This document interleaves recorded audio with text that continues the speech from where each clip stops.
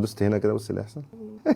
انا ايوه بقى اخويا الوايرلس تشارجر اللي واخد 20 واط بيشحن الموبايل 20 واط زي الكاميرا، صح؟ هي مش محفظه، هم 3 شواحن جوه، ادي 1 2. حضرتك تشحن وحضرتك مش مستخدم كابلات، ولو الموضوع رفيع قوي كده. ازيكم؟ انت عارف ان انت عندك هنا وايرلس تشارجر حضرتك ما بتستخدموش؟ يعني لو احنا جينا سالنا الناس كده انت بتشحن كام مره وايرلس، ما بتحبوش، ها؟ بيسخن الموبايل وبطيء، وانت حاسس دايما ان هو ممكن ياثر على البطاريه. في حاجه غلط في الوايرلس تشارجر، تحس كده ان في حاجه بينك وبين الوايرلس تشارجر، انت مش مقتنع ان الكهرباء بتتنقل عن طريق الاجسام، يعني لازم سلك ودخل السلك في الموبايل. ولكن في ثوره تكنولوجيه كبيره جدا بتحصل في الحته بتاعه الشحن الوايرلس دي، ان انت حضرتك تستخدم الماكسيف اللي موجود في الموبايل او الوايرلس تشارجنج اللي موجود في الموبايل او في الساعه او في السماعه بشكل احسن. واظن كده خلال ال15 سنين الجايين الموبايلات مش هيبقى فيها بورت خلاص. لو الشاحن ده بقى سريع جدا، والنهارده اكلمكم عن شاحن سريع، لو الشاحن ده بقى سريع بنفس سرعه الشحن عن طريق الكابل، الشركات مش هتحط بورت، ده احسن لها، لان الموبايل هيبقى مضاد اكتر للميه ومش هيبقى فيه مشاكل اكتر زي ما حصل في الساعات النهارده الساعه مقفوله وبتشحن عن طريق الوايرلس، وفي سماعات كتيره قوي بتشحن وايرلس تشارجنج بس لسه فيها بورت. النهارده انا اكتشفت يعني ان احنا ما عندناش اي حلقه بتتكلم عن وايرلس تشارجنج، فانا النهارده مجهز لكم شويه حاجات كده الصراحه، هنتكلم وهنشرح عن التكنولوجيا بتاعت وايرلس تشارجنج، وهوريكم في الاخر 3 ان 1 وايرلس تشارجنج ده للديسكتوب ده. عمل قلق، نزلت ستوري امبارح وقلت لهم انا اعتمدته خلاص على المكتب بتاعي اهو، شايفينه؟ اوكي خلاص بقى ما ترهمش. في الاخر الوايرلس تشارجر ده هو تقريبا الشركه الوحيده في مصر بعد انكر اللي تاخد التكنولوجيا بتاعت الكيو اي 2، فكره ان انت تاخد الفاست تشارجنج من الوايرلس تشارجنج. فهوريكم النهارده انا جبت من عندهم حاجات كتير قوي، وهنتكلم عن الحلول بتاعه الوايرلس تشارجنج. حجم موبايلك بكل بساطه، لو عندك باور بانك زي ده سليم كده وايرلس تشارجر، هتروح لبسه كده اهو وهتشحن فاست تشارجنج من غير ما تستخدم البورت بتاع الكابلات.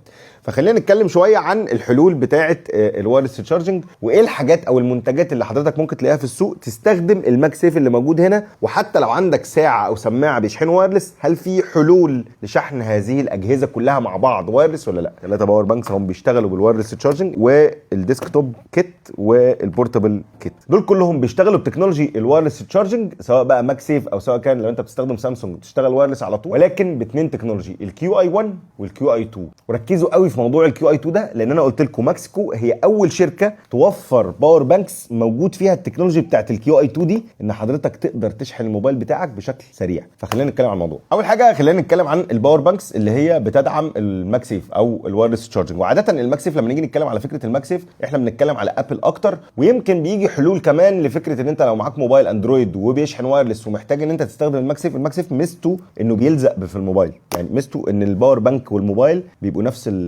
نفس الجسم، فبالتالي بتقدر حضرتك تشحن وحضرتك مش مستخدم كابلات. ولو الموضوع رفيع قوي كده، يعني بص الباور بانك ده، الباور بانك ده بريميوم، شكله بريميوم قوي، مع ان سعره مش بريميوم خالص على فكره، سعره حلو والله، هقول لك في الكومنتات. اوكي ده 5000 ملي امبير، وفي منه ال 10000 ده من شركه ماكسيكو، ده وايرلس تشارجنج اهو بتكنولوجي الكيو اي 1، بيشحن 15 واط.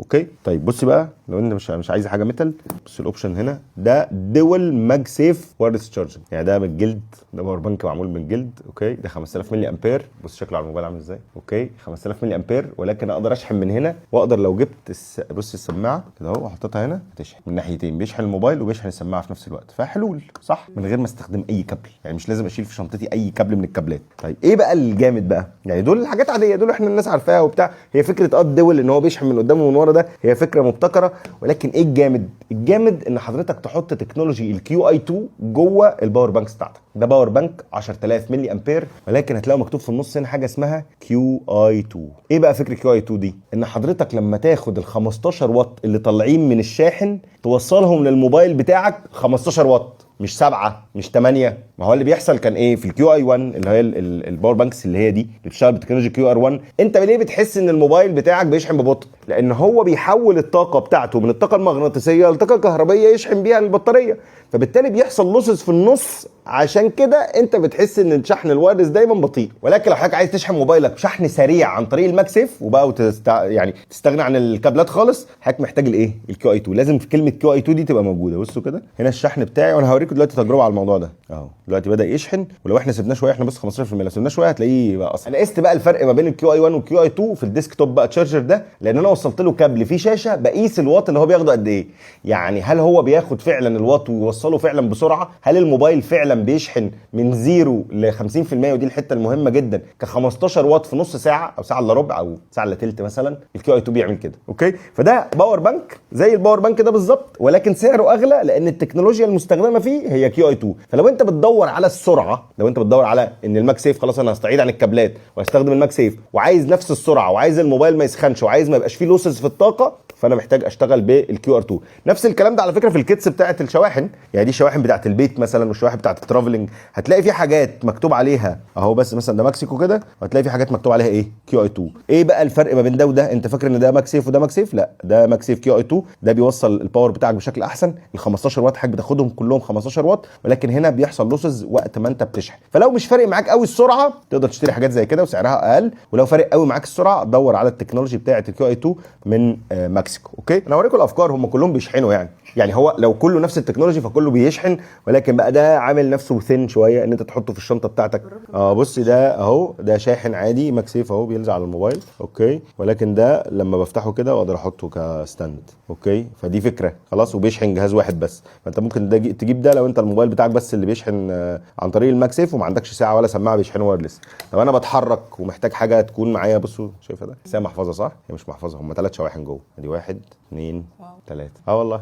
فانا ممكن احط ده كده اهو، احط الماك سيف بتاع الموبايل هنا، واحط الساعه بتاعتي السماعه هنا اهو، واحط ده ترافلنج اكتر، واحط الساعه بتاعتي هنا. على فكره الساعه بتلزق، يعني الساعه نفسها بتلزق كمان، فده ترافلنج اكتر. خلصت الشحن اروح شايل كل الكلام ده واروح لامم كده، بقى ترافلنج كيت. ايوه، افكار، هي افكار ولكن التكنولوجيا واحده. يبقى انا قلنا ده لو عندك حاجه واحده، ده لو عندك اكتر من حاجه، ده للمكتب. اوكي، بص بيشحن برضو ايه؟ بيشحن حاجه 2. هل بيشحن تالت؟ لا، ده 2 بس. اهو ده للساعه، ده يشحن الساعه هنا كده، ده يشحن الموبايل اهو وبيلزق ماك سيف. اوكي، طب ده محتاج ايه؟ محتاج ان انا لما احطه على المكتب احطه العكس، يعني احطه كده واحط السماعه هنا صح، احط السماعه هنا واحط الموبايل هنا كده، سواء طول او عرض.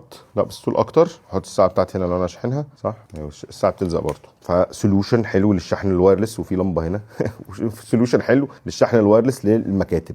البابا بقى بتاعهم فين؟ البابا بتاعهم ده بص ده عامل ازاي، دي فين؟ ده كيو اي 2. كيو اي 2 دي معناها خلاص احنا هناخد شحن سريع سوبر فاست تشارج من الماك سيف. اوكي، تعال نشوف بقى اللي بيحصل في الكيو اي 2 ده. اول حاجه ممكن نفتح ده كده فبقى شاحن ساعه، ممكن نفتح ده كده فبقى شاحن الموبايل، ومن ورا هنا تحط الايربودز بتاعتك. خلاص، فبقى ده اشيك، حاسه اشيك شويه من ده صح، حجمه اصغر وبورتبل اكتر. الاثنين مكتب، ده اسرع عشان كيو اي 2 وده كيو اي 1، وده حجمه اصغر تحط على الموبايل بالشكل ده، هو بيتدارى هنا، لا بيبقى باين اكتر. هنا الساعه بتاعتك تقدر تحطها هنا اهو في هذا المكان، والسماعه بتتحط فين يا بريهان؟ تحط ورا. فده مكتب يعني ده مكتب وخروج برضه صح؟ ممكن يعني لو في كافيه مثلا ولا حاجه اوصل له كهرباء، والله العظيم اوصل له كهرباء يبقى عندي ده. الميزه هنا اللي انا شايفها مش موجوده هنا هي فكره ان انا اقدر احط ده كده بالعرض. انا لما بحطه بالعرض هنا اهو بقدر يبقى فيه الساعه لكن هنا ما اقدرش اشحن الساعه والموبايل في نفس الوقت واخليه بالعرض. البابا بتاعهم بقى الكبير فين؟ فكره بقى 3 ان 1 تشارجر، ويكون في فكره جامده، ويكون كيو اي 2 ويتحط على المكتب كده شياك. تعالي بقى الف بقى عشان اوريك هذا الاختراع. بص كده، هذا الشاحن شكله جامد قوي، هو بيجي شكله عامل كده يتحط على المكتب. اوكي، لو حضرتك مش عايز تشحن فبيبقى منور بهذا الشكل، وشكله شياكه كيوب كده. طبعا هنا مكتوب عليه كيو اي 2، يبقى معنى كده ان هو التكنولوجي بتاعه الشحن بتاعته كيو اي 2. اوكي، سريع. ولو انا معايا موبايل سامسونج ما فيهوش ماك سيف اقدر احط الموبايل كده اهو، ولو انا معايا ايفون اقدر احطه برده هنا اهو. بس هل بس ان انا اشحن الموبايل ولا ممكن استخدمه كساعه بقى كستاند؟ يعني لو انا دوست هنا كده بص اللي هيحصل. انا بص بقى اللي هيحصل. ما هو الموبايل لما بيتحط على ستاند ليه مود كده ان هو يطلع لك الساعه والتاريخ بتاع النهارده. حلو والله، حلو والله جدا. وهو يعني الناس بتشتريه عشان بيتحرك كده، انا اشتريته عشان كيو اي 2 بس. مهم كيو اي 2، ما هو لو بيتحرك وبطيء مش عايزه بطيء، لا انا عايزه يشحن بشكل اسرع. بص الموبايل هنا كده، بص اللي هيحصل، هيرجع كده تاني. طيب لو انا عايز اشحن بقى 3 في 1 بقى، كلها بقت وايرلس خلاص. ادي الساعه تشحن اوكي، وادي السماعه بتشحن، ولو انا عملت كده اهو هقدر اخد السوبر فاست تشارج من هذا الشاحن. بقوا الثلاثه بيشحنوا في نفس الوقت وانا باخد باور سريع والدنيا جامده. عايز اعرف دلوقتي الموبايل بيشحن بكام؟ بس خلينا كام بقى، باين 3 واط 9 واط. هو بيبدا ياخد موضوع جراديوالي كده. هيطلع 15 واط 16 واط 17 واط 18 واط 19 واط 19 ونص واط. ولو حطيت على فكره الساعه هيزود الواط، بصي بقى 20 واط. ولو حطيت السماعه هياخد واط اعلى كمان 21 واط. مين في مصر بيشحن وايرلس ب ب 20 واط صح؟ مفيش. انا انا بس ليه؟ عشان الكيو اي 2. برافو يا مكسيكو والله، يعني برافو بجد ان انت عرفت ان انت تحط التكنولوجي بتاعه الكيو اي 2 في الديسكتوب تشارجر بهذا الشكل. على فكره انت عارف سامسونج لو حطوه على بس مش هيلزق، لو حطوه هنا هيشحن. قصدك كده زي المكتب اللي هو يعمل كده ويحطها من فوق، يعني موبايلك سامسونج او بيشحن وايرلس يحطه كده من فوق، مش هيعرف يعمل زي ما احنا عاملين كده في الايفون، فاهمه؟ فبتوع الايفون برضو متراوق عليهم جامد، متراوق عليهم جامد، يعني النهارده كله ايفون بشكل جامد. واكتر سؤال بيتسال موضوع الوايرلس تشارجنج ده، يقول لك هل الوايرلس تشارجنج بيأثر على البطاريه؟ ليه يا ابني بيأثر؟ ما هم صانعينه وعاملين له شواحن، يعني ده بتاع ابل نفسه اهو، شاحن ابل، وعشان تشحن وايرلس مش محتاج ان حضرتك تحط الكابل، تحتاج تتكلم تروح رافع السماعه على طول، مش محتاج ان يبقى في كابل في الموبايل. فلا الوايرلس تشارجنج مش بيأثر على البطاريه ولا حاجه، ولكن الكيو اي 1 بتحس ان الموبايل بيسخن لانه بيحصل لوسز عند انتقال الطاقه. الكيو اي 2 حلوا المشكله دي، او مش المشكله، طوروا فكره انتقال الطاقه والتكنولوجي بتاعتها، خلت ان الباور يوصل اعلى وبالتالي ما يحصلش لوسز في النص، فانت مش هتحس ابدا ان موبايلك بيسخن وانت بتشحن وايرلس يعني. ولكن في الاول والاخر كله يعني حتى لو سخن الموبايل بيسخن في وذن الرينج المسموح بيه يعني من الشركه ان هي تشحن وايرلس. اختراع ولا مش اختراع؟ الناس حبته عشان بيلف، وانا حبيته عشان الكيو اي 2. جامد ولا مش جامد؟ جامد.